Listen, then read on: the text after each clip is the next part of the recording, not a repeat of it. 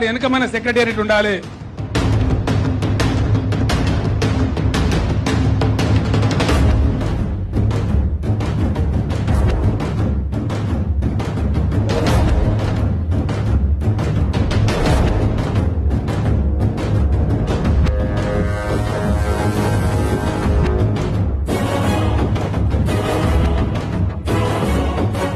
బాబాసాహెబ్ అంబేద్కర్ గారు అధ్యక్ష ఒళ్ళు జల్దరిస్తూ సందర్భాన్ని గుర్తు చేసుకుంటే వారు రాజ్యాంగ రచనలో భాగం వహించకపోతే తెలంగాణ రాష్ట్రమే వచ్చేది కాదు.